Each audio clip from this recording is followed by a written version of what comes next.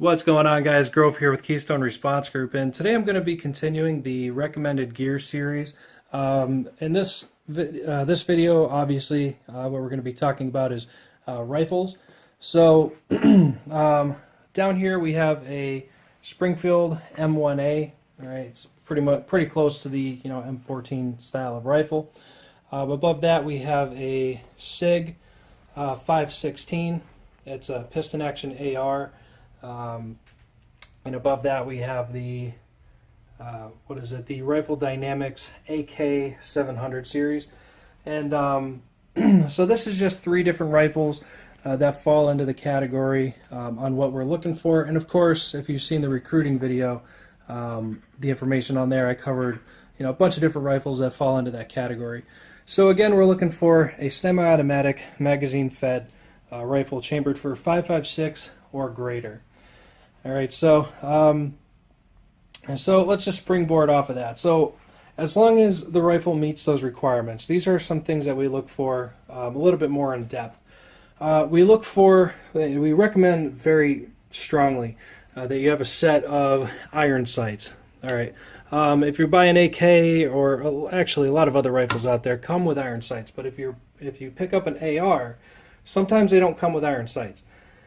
Iron sights are probably the most important thing you can have on your rifle. Iron sights never lose battery power. Okay, they're there, they last. You can use them all the time. So these sights I have here are just a simple set of mag pulls. Obviously, you have your windage on the rear sight. Up front's kind of cool because what you have is you kind of have a dial here, a tactile dial here. Instead of having to use a tool or get in there with a bullet, you could just twist that, and that'll adjust your elevation. So the next most important thing you're going to have on your rifle is a light. Again, these are defensive rifles, okay, or counter-offensive rifles, but the bottom line is we're not just throwing, slinging lead willy-nilly. We are responsible for every single round that we fire, okay? Even my AK has a light on it, okay?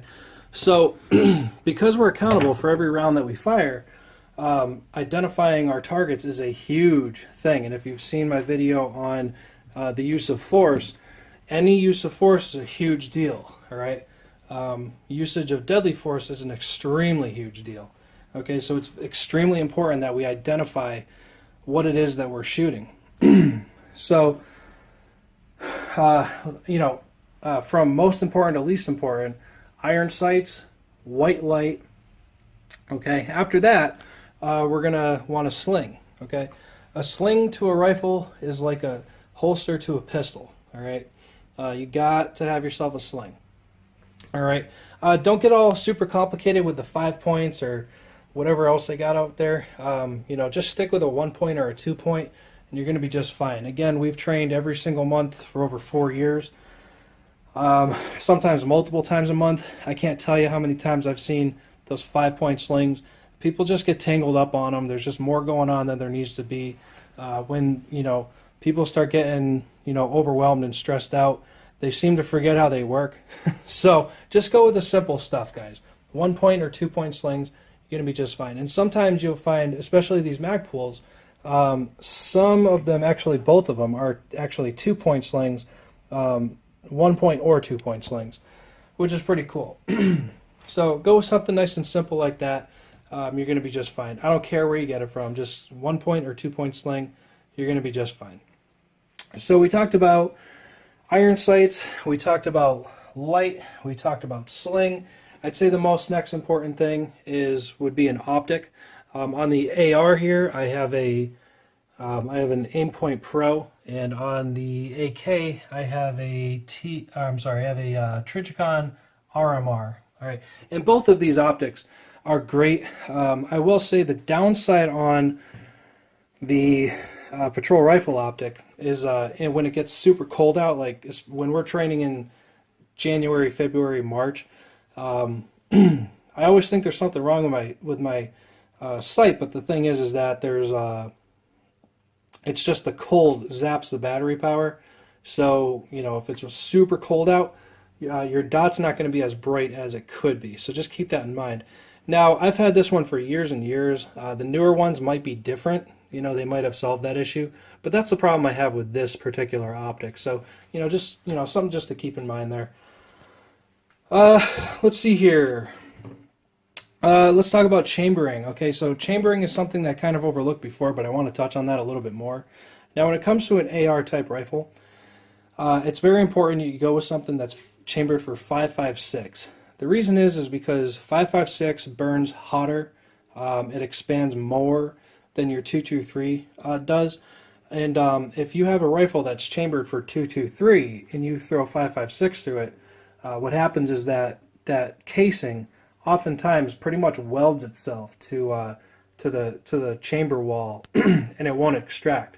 And in extreme cases, you'll actually get the bottom of the shell will extract, but the rest of it will still be inside of your chamber, and that is a catastrophic. Your rifle is, part of my language, fucked. Okay, don't do that. All right, so if you have a rifle chamber for 223, do not put 5.56 through it. Now, an easy remedy to that is just to get a real rifle that's chambered for 5.56. All right, then you could throw 223 in it all day long, spend less money because 5.56 is a little bit more. 223 a little less expensive. You could throw that through your rifle all day long. You won't have any problems. And then, of course, when you fire 5.56 through it, you're still not going to have any problems. So just keep that in mind.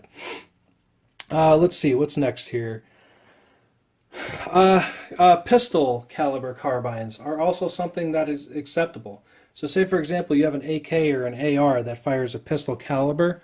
That's fine too. Our biggest thing is we want to stay away from 22 calibers, and we want to stay away from shotguns. All right, so that's pretty much it. So now that we covered that, we'll move on to magazines. So the amount of magazines minimum that you should have for your rifle is 4 magazines. Okay, 4 magazines will give you 120 rounds. If you're with a fire team, that will give you 480 rounds. And you know, oftentimes we have, you know, in the comments, we'll see something along the lines of, you know, hey, that's not enough ammo. And I'm like, yeah, not enough ammo for Fallujah probably, but for, you know, normal operations here in the States, it's probably way more than you actually do need. All right. I mean, look at the statistics. In the history of American militias, I would venture to say one soldier has never fired 30 rounds. All right. Possibly, I'll tell you, they've never fired 60 or 90 rounds or 120 rounds in a single engagement. It's never, ever, ever, ever happened. All right. Now, I'm not saying it can't happen one day, but things really have to kick off for that to be a thing. Now, having said that, some guys carry more than that. We have guys that carry 10 magazines, 8 magazines, 9 magazines, whatever, and that's fine too. All right. But what I'm saying is, bare minimum, have 4 magazines. All right. That will get you through 99.9999999% of anything that we would ever run into. All right. Another thing, have a training magazine. Okay. The training magazines for the AK and the AR are basically the same. What it is just a totally hollowed out magazine with blue tape wrapped around it and no floor plate. It's very important that we remember that, because during training, what we'll do is we'll insert a training magazine, we'll insert an ECI, an empty chamber indicator. This way, our training staff knows that that's a relatively safe rifle. Again, all rifles are loaded at all times, but you know, following that rule is great. But this helps us confirm that, you know, we're pretty safe out there. So so that's that. Again, 4 magazines minimum. If you want to have more than that, great. But have at least 4. And let's see. I think I covered everything, guys. Pretty short video, pretty straightforward to the point. And that's pretty much it. All right. So naturally, my M1A is not set up it's not duty ready because I only have 3 magazines for it currently. And I mean, personally, guys, I wouldn't recommend an M1A for your duty rifle, even though it looks beautiful. Problem with it is that it's super heavy, way longer than it needs to be. As a matter of fact, all the gunpowder burns up in the first 19 inches of the barrel, and everything after that is just kind of weight that you don't need.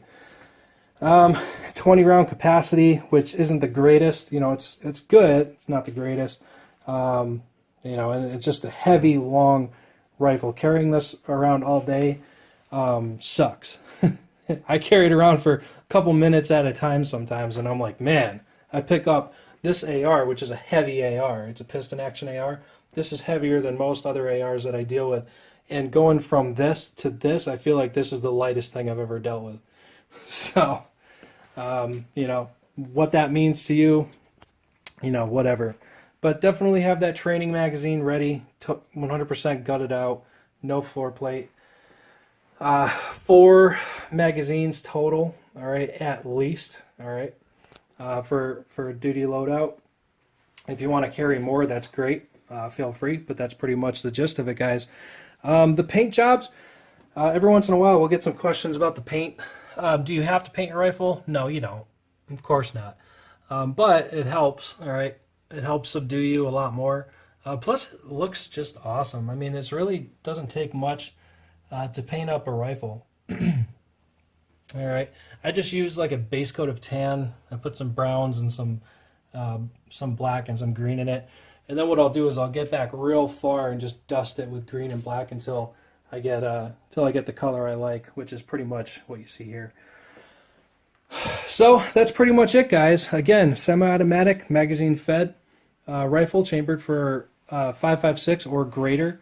Pistol caliber carbines are just fine. So if you have, for an example, an AR that fires a pistol round, that's cool. Or any rifle that fits that criteria that fires a pistol round, that's fine. And short barrel rifles are good to go. Okay, that's another thing as well. We see that every once in a while.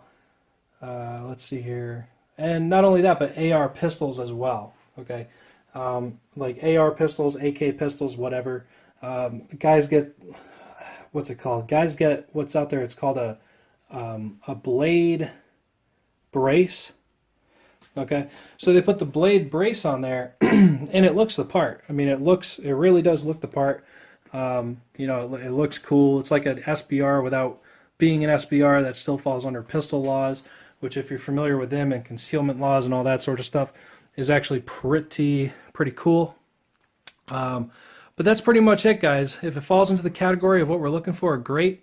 And of course, magazines, you know, iron sights, light, sling, optics, those are all things to look into. But again, you cover the importance there. Again, the importance is definitely have some iron sights, definitely have that white light, definitely have a sling, and if you want, go with an optic. Now, does it have to be magnified? No, it doesn't need to be magnified. Matter of fact, both of these are just a 1 power. You know, there's no magnification on them. But magnification does help. We have a couple of guys that have those, you know, 1x4s out there, maybe even more, whatever. But you know, they work just fine. They give them really tight groups. So if that's the way you want to go, by all means, that could work just fine. If you want to have more than 4 magazines, that's cool too. But that's basically just our minimum loadout. And make sure that you have that training magazine. Okay, pretty easy to do. Again, you just take the guts out and wrap some blue tape around it. That's all there is. One more thing I'll touch on before I close this out. You can see I have labeled magazines. It says easy on it. Okay. Label those magazines so you kind of know which ones are yours. Now, these ones are pretty unique, so I don't label them, but I do have the bottoms of them numbered. The reason I have the bottoms of them numbered is because if I have an issue with them, like feeding issue or something, I'll know which magazine that is, and I could either throw it out or try and fix it. But that's just a way to keep track of, you know, problem magazines, more or less. And also to, you know, put some uniqueness to it to know which magazines are yours or not. But that's all I got for you guys today. Stay safe, stay American, and I'll talk to you next time.